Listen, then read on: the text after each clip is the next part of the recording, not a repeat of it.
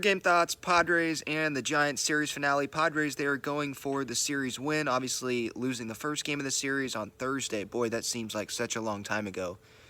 They win the last two games, obviously last night, great pitching performance from Blake Snell. And the last 2 days, the Padres offense has combined to score 13 runs. So the run production has definitely been there. We'll see if the Padres offense can give that to Seth Lugo today, who is obviously starting for the Padres. My underdog fantasy pick, I'm going to go Juan Soto higher on half a single. He's hitting over 600, I think, in his career off of Alex Cobb. So I like the matchup there.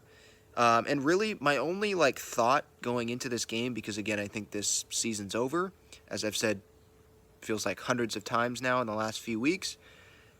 Manny Machado, he's DHing again, and for me, it's like they're essentially just having him DH, have his bat in the lineup in case he can do something, until they're mathematically eliminated. That's just what it feels like to me. With the tennis elbow, obviously, they don't want him out there throwing a bunch with that elbow at third base. That seems pretty clear.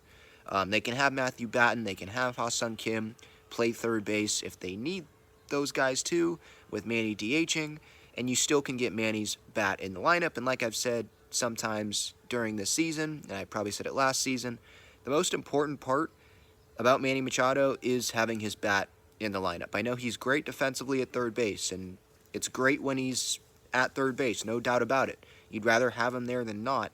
But if you could only pick one thing, you're probably going to pick him being in the lineup. Now, maybe you would say not this year because he's underperformed this year, but he's still Manny Machado.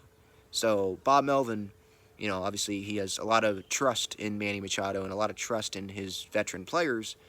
He's going to have Manny in that lineup as long as Manny can go swing that bat. So we'll see how many more games Manny plays this year. I have already made my opinion known on that, and I will continue to make my opinion known that I think it's best for Manny to get shut down. I'll give him until they're mathematically eliminated. If that's what they want to do, okay.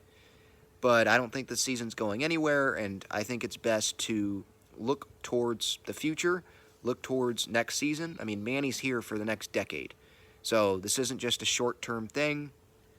I think they got to be careful here. So, yeah, that's pregame thoughts today. One other thing, Campusano, Batten, I like seeing them getting opportunities. Maybe Batten, the way he's playing, he can play himself into a bench role next year if he has a strong spring training. And then Campy, obviously, we'll see what happens with Gary Sanchez, but maybe Campy ends up being the starting catcher at some point. He's already starting a lot of games. I'm not saying that he's, definitely the backup catcher. Gary and him are sharing the catching duties, but I'm talking about, clearly full-time starting catcher. We'll see if Campy gets that opportunity next year, but he's hitting over 300. Batten's been playing pretty well since he was called up, so those are some encouraging things. Post-game reaction will be probably not right after the game, probably a little bit later, and then I'll do a live show. That's also probably going to be a little bit later tonight as well. I don't have a firm time for you on that, but I'm assuming it's going to be at least sometime after 9. So stay tuned for that on YouTube. Thanks for watching.